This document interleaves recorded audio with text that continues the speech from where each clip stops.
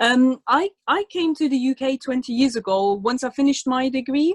In Germany, education is free still, and I have a degree in education, psychology, and English linguistics. And because competition is very high between lots of students, obviously, because lots of people have a degree, I came to the UK on an internship. And I was very lucky that my boss offered me to stay in the UK. And then at first I worked in customer service, but even while I was working for my university back long time ago, 20 years ago, I really loved working with students. That was always something I wanted to do, and I was really struggling to get into that.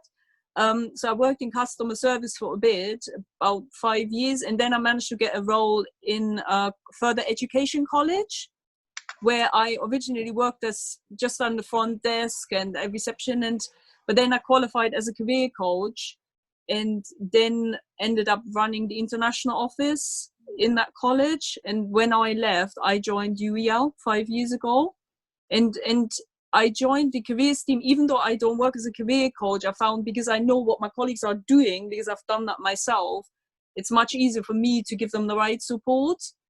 And I'm kind of doing now what I always wanted to do in a way, but I didn't necessarily work consciously towards it. It just subconsciously, I always went for jobs of this kind, and I've not really changed jobs a lot. So, because if I like it somewhere, I tend to stay and just see where it takes me. It happened to you, something that you like. That's fantastic. Yes. Let's see what's behind that then. Yes. How did you attract that to you? So Berit, as I said, you did the VIA questionnaire, so you have your character strengths. Would you share with us what are your 5 character strengths? I know you have to look at the paper because it's not easy to remember. Yeah, I have it here. I have it here. I don't remember mine as well. I just remember one of them is just spirituality. Yes. So go on and share with us and talk a bit about that. Yes. So my top one was actually wisdom, which sounds funny, but it's linked to being able to provide counsel to others, having ways of looking at things from different perspectives, and that is something I have to do constantly in my job, for sure. So it was wisdom, then kindness or humanity, which means you're doing favors for other people, you're helping them. Again, that is what I do in my job. That is just it. Then prudence or temperance, which means being careful about choices, not taking risks, or not doing things that you might regret later, which is spot on. Then humor or transcendence, liking to laugh and tease and bring a smile to other people, which I hope is mainly the case when they talk to me. And then the fifth, last one is creativity, or also linked to wisdom, and that is always coming up with thinking novel or productive ways, and looking into artistic things. And again, it's very much linked to my job, because the way I describe my job is when you have 1,000 puzzle pieces and all of them are white. That is my job, basically. And that is what I do every day. And you're just constantly trying to puzzle something to enable your colleagues to do their job. And obviously we work for 12,000 students. So there is a lot of work. Yeah. That's fantastic. So do you feel that when you did the VIA questionnaire, did you know about your strengths? Do you have an idea, or did it change a little bit? Or how was the shift between doing the test and being aware of your strengths? Did it change something for you? Well, it was, I kind of had an inkling, but even though I have a psychology degree, I've not done any personality tests for quite a long time. I've done the Myers-Briggs, which so many people have done because it's one of the most used ones. But again, that changed slightly when we did it together, because I did it a couple of years ago in a previous job, and I think the outcome was slightly different. But I found it to be quite spot on, this personality test, the VIA-org one. Even also the weakest points at the bottom, which I don't have right now, but definitely I think this describes me pretty well in my work life, for sure. also in my private life, I would say, definitely. So I wasn't really surprised, but it's kind of good to see that the questionnaire also kind of confirmed what in a way I already knew to be the case. Yeah, and how well I've slotted into my work as well, subconsciously, really. Fantastic. And you recently got, as the second year, got an award in your work, isn't it? For what's the name of the award? It's recognition for what you do, isn't it? Yeah, in my service I was chosen for the Outstanding Contribution Award in my service just last week, and it's actually second time I've won an award in the service. So I won one 2 years ago, and this overall award now goes into the UEL-wide awards. There is another ceremony on the highest level where they choose someone that is the best staff at UEL, but this is from my service. So my colleagues chose me for that award, yeah. That's fantastic, because I think you are inspiring for others, because we need nowadays role models, people that are doing well in what they're doing and use their strengths. And I think you are a very good example of people that, someone that we can mirror, that we can get inspired of. So thank you very much for sharing all these things with us. The next question is about your passion, which is also something that we discussed in Positive Psychology Masters. We had a passionologist, so a PhD that would tell us how we can find passion in people. So there's even an exercise that we can do to find what's your passion, which drives you to things. Is actually the thing that's inside you, behind a lot of other emotions. There is this key emotion that everyone has, which drives you to passion. And you have a passion, which is dance, Cuban dance, isn't it? So tell us about this, how you started, how do you manage to do that combined with all your busy activities, and what does it mean to you? I started dancing about 2.5 years ago, and the reason was because I was very stressed. So because I didn't quite have the work-life balance at the time. And I used to do a lot of sport in the past. So I'm a qualified gym instructor, I'm a qualified personal trainer, I'm a qualified Tai Chi coach. But at that time, all this didn't quite give me the kick. And I always loved to dance. And then one day I was very, very, very stressed. And I thought I just need to get it out. And then I went to a club and I started dancing. And I at that time, I started dancing 7 times a week. And before the lockdown, I was still about 20-25 hours a week I was dancing. So, and I try different things. Salsa, there isn't just one option. There's different ones, which, to be honest, I didn't know much about when I started all this. But I got really into Cuban salsa last year. And not just into the dancing, but also the different elements or different types of dance. It's mainly salsa, but then you have Cuban has quite a lot of elements, son, rumba, danzón, which I do. And then I started to play percussion instruments, more or less good. I'm on it. I have to learn a lot, but it's another element to the whole thing. So I'm not just dancing. I have quite a few instruments at home as well now that I try to play with friends that teach me when we're out in the clubs. It's quite it's not so much when you go to a cross-body salsa club, which is a different type of salsa. People don't necessarily bring out the instruments, but Cuban or Colombians or the Latin Americans, they come and they bring, for example, cowbell, or you've got clave, so, or the bongos, or all these things. I've got my bongos as well. Can you show us a bit? No. Too much. My bongos aren't even tuned to play. In another interview, you show us then.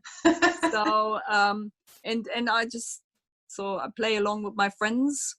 Wow. In the club. So it's nice, and yeah, I need to learn a lot more, but it's a good element to the dancing as well. It makes you understand the music a lot better. And I was meant to be in Cuba last month, which obviously never happened, but as soon as I can, I will be there to train dance actually, for at least 4 weeks minimum. If yeah, that was the plan. To do that. Yes, and it's my life in a way, and I have friends who are like me, very similar, who don't just have this as a hobby, because obviously some people have it as a hobby and they go maybe once a week or so, and there's nothing wrong with that, but for me it's not that the same. I'm also learning Spanish, so everything I do, I make my own clothes, like the picture in the flyer, I made that dress, so I make my own clothes for the dancing as well. Do amazing dresses, like very difficult skills. You do it so nicely, and create a whole universe apart from your work.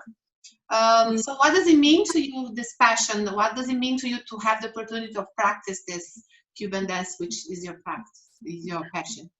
Well, it helps me to keep my work-life balance, because my job is usually very, very stressful. So when I'm at work, I don't have breaks, I don't have lunch, I start quite early, I'm on my mobile phone. So that when I dance, there is nothing else in my head. I just forget everything I do, and it's fun, it's very social, you meet a lot of really nice people, because on the whole, the salsa community, people are like family in a way. You see the same people, and because of the lockdown, unfortunately, we can obviously not social dance, but there are classes online, and you can see your friends, and my friends DJ every week on a Friday night. So to kind of keep this social element, because the places I go to, you often have a lot of people that are also older. So in town, the clubs have a lot of young people, so in their 20s, but where I go, you have people in their 50s, 60s, 70s. The oldest person I have danced was 82 and had severe Alzheimer's, couldn't remember anything, but he could still dance salsa. Wow, that's amazing. And that is something I've noticed, that the older people that dance, they are mentally still very, very fit, and obviously physically as well, but especially the mental fitness was something that really impressed me. So because you have to remember a lot of things, and it's just fun to get out. Wow, that's the day. Universe. Also, what I think is incredible is because as coaches, sometimes you hired by a company, and we have to stimulate people to be the best that they can be, and that includes their passion. And some people, they decide to quit what they're doing in their job to go for their passion, because that means much more for their mental healthness. And you manage to combine both. You don't need to quit your job. You do it really well at your best. I'll say that you are in your best performance, the optimal performance, because you can produce a lot in your work, and at the same time you can also produce a lot in your passion and something. So it's a very good example, which is rare, of optimal performance. So congratulations for that. Thanks for sharing. And I'm gonna ask now, stop talking a bit and ask my participants if they have questions. Okay, so you can turn on your mics. Let's see who's curious about Berit a little bit more. Maybe you can ask questions to keep all this energy. What's the recipe? Yes. Go on.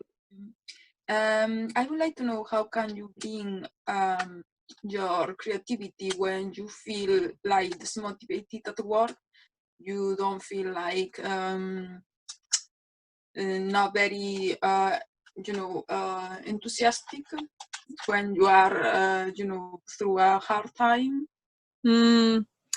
Well, I have to say, we are now working from home, which has been quite difficult, because obviously normally we have 13 offices and on 2 campuses, and I always would be around my colleagues, and now I can't even see them or do anything. So my job has also changed. But for me, I think it's a lot my colleagues. I'm very lucky that I work for a team which is very good. They're very passionate, so that helps. So even if you're really stressed, I have a very good team. The people that I manage, I also recruited myself, and we get on really well, also on a personal level. So we have, for example, little chats, like today we had our chat just about life, not work or anything. But for me, it's really, I've always needed something outside work, and I think that gives me then the boost to do my job, even if I don't like it, because to be honest, I'm not always happy in my job. That would be unusual to be every day smiling, but on the whole, I think it's very much about figuring out what you really want to do. And it took me a while, but I was very lucky that I found this job. And I was working for a different university previously, and I resigned after week 7, because the one thing I learned, if you're doing something you don't like, don't do it. Just keep looking. And when I found this job, I saw this job advertised. It meant for me a pay cut. It meant traveling each day 3 to 4 hours to get there. But I just wanted this job. I really, really wanted the job. I competed with over 100 people to get that job. And the person that recruited me, she said, as soon as I read your application, I knew you were the person for the job. She knew, and during the interview and everything, it was just the perfect match. But I've been working for 30 years. So, you know, it took me a while, but I think you really need to go for what you want and then keep at it. Like we had in a recent interview with the gentleman who wrote the Buddhist Millionaire, where he says keep at it and try again until you get what you want. And I think it was just very lucky that I got that. Thank you for your answer. Thanks for your question, Lucia. Very interesting. Who else? Krish wants to make a question? Yeah, maybe I have a couple of questions. Your face, now you have to ask something.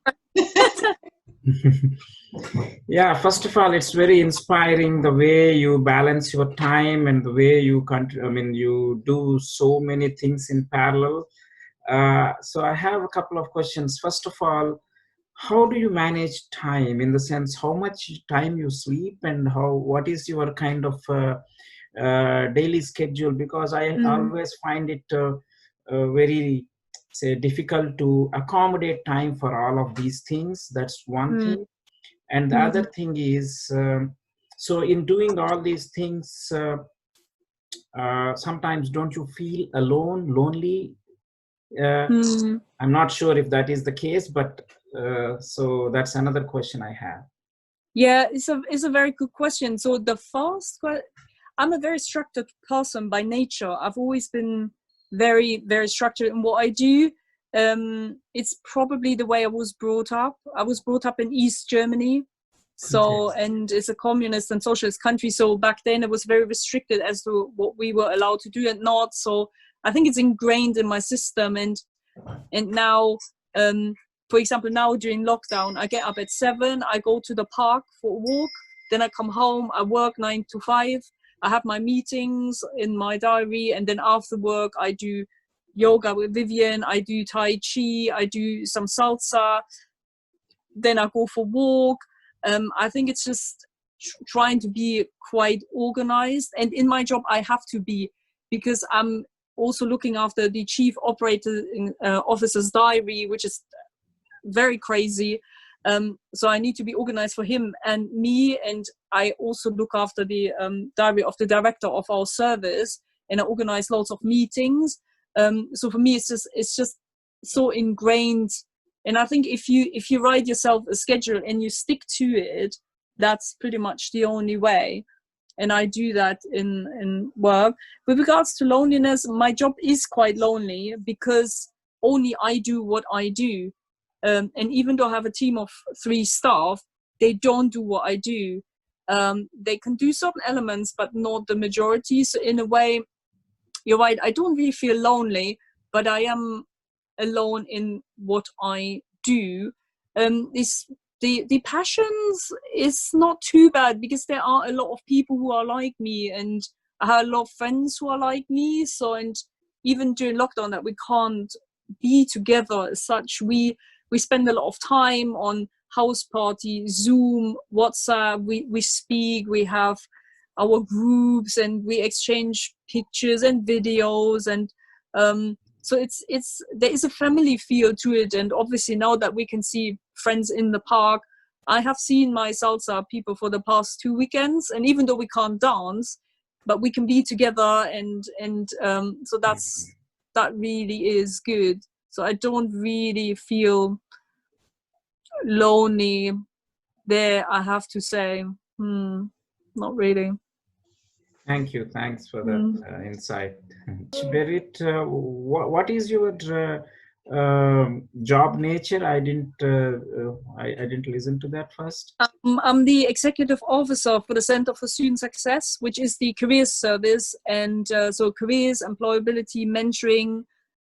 We deal with English and math support for the students. We support all students at UEL while they're students, but in actual fact also alumni. So we basically try and get them job ready, as they say. So when they graduate, they can go into work. That is what my team does. But I manage the operative side of things. So I manage all the money, the HR, room bookings, catering, events, social media, the diaries of the chief operating officer, who is in charge of 300 staff.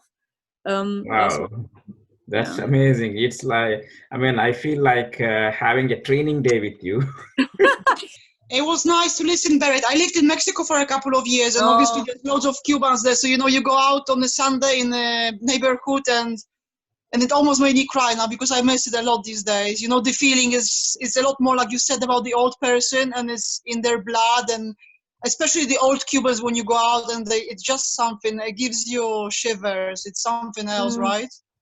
Yes. So, beautiful. Yeah, it's a shame you couldn't go, and hopefully you can go soon. Yes, I hope so too. Yeah, I've met actually a couple of Cubans recently. So yeah, there you go.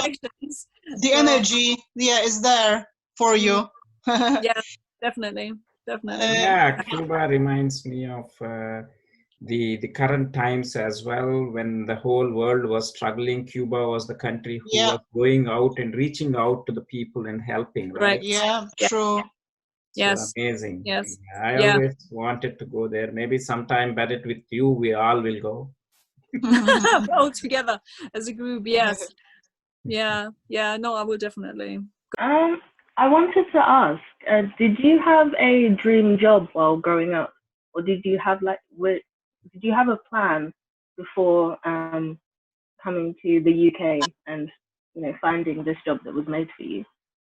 Yeah, you see, I think I did, because when I was in school, when I did my A-levels, our German teacher at the time asked us to write an essay about where we want to be in 10 years' time. And I couldn't remember at all what I had written, but during a couple of years ago, she read what I had written, and it turned out I said back then that I would be living in London, and I would be kind of doing what I'm doing, which was quite a shock that I already had that vision then. But while I was studying at university, I worked a lot with students in the international office and in what you now call the career service. So even back then, I was already doing what I'm doing now. It took me a bit of time to get back into it, but I do think what I'm doing is kind of what I always wanted to do in a way. So, because it suits me, and I know it sounds crazy to a lot of people what I do, but to me it's just normal. I don't think about it. I manage myself, my workload.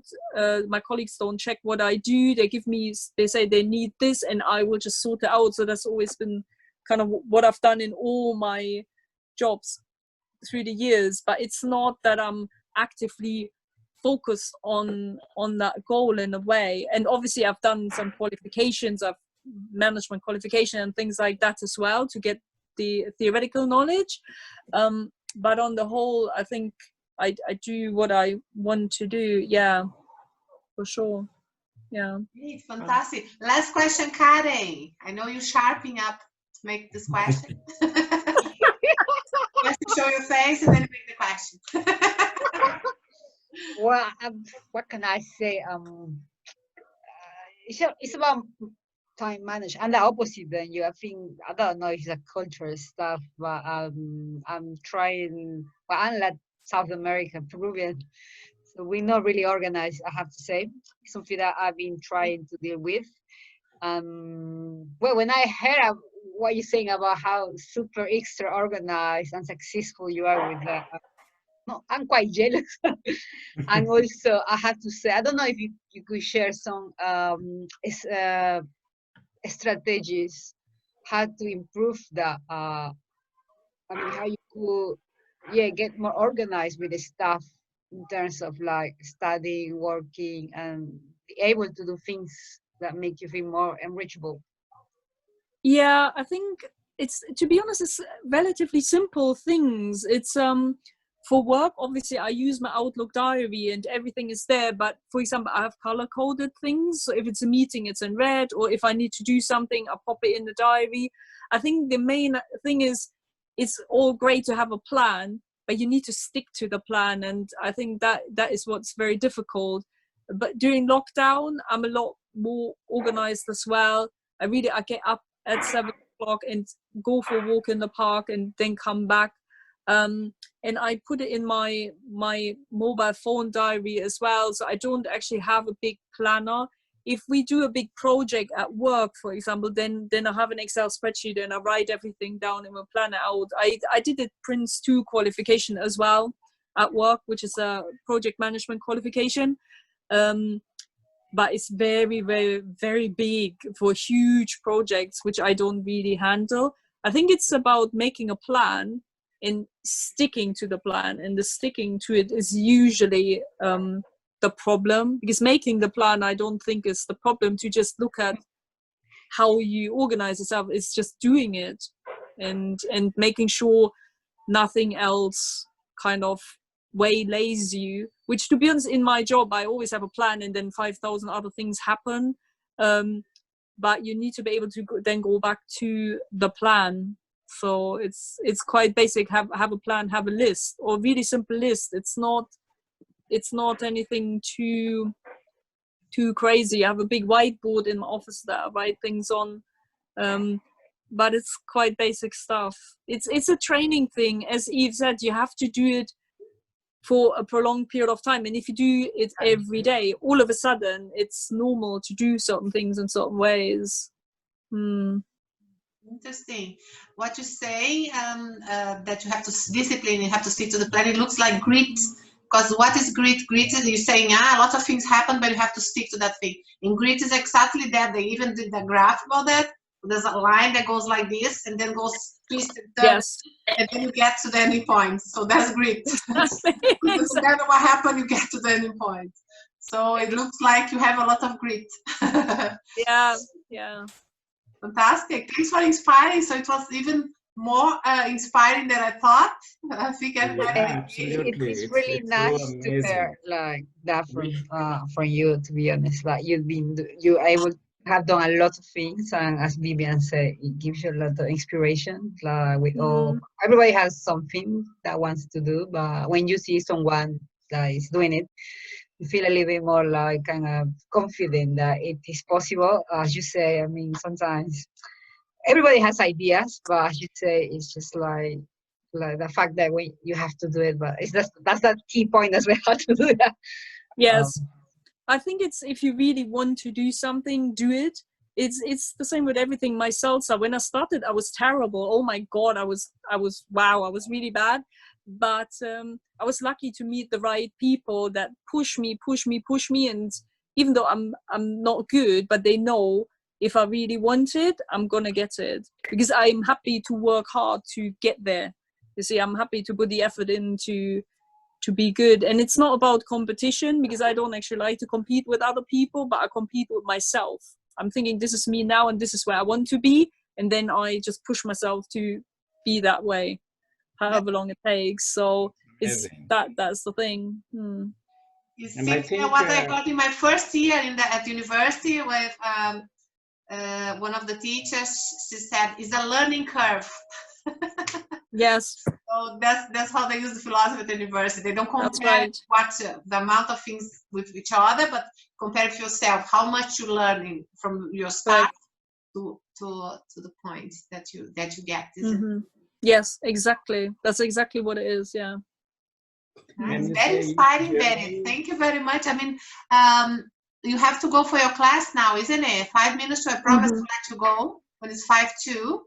So in my part, I want to thank you very much. I think we need people like you inspiring us. We need role models like you, especially in this moment that everybody's like, oh my God, what to do? And everybody going to a downward spiral, and you still holding your upward spiral like this and inspiring people like this and doing your work. Lucky people that are around you. Lucky the universe to have you. People, your good work. Thank you very much. Thank you. Enjoy your Cuban dances. And yeah, did you like everyone? Do you want to say something to Berit? Yeah, absolutely. I mean, one point before I say about you, I think Angela Merkel is also from East Germany, right? She is. You're correct. She is. Yeah. So that's the kind of organization that is ingrained in them. Yes. Get her. Exactly. Like... Yes, I'm not planning to be the PM though, so don't worry. Yeah, you don't have to be the PM. You have to be the you call it the leader, right, or somebody. Yeah.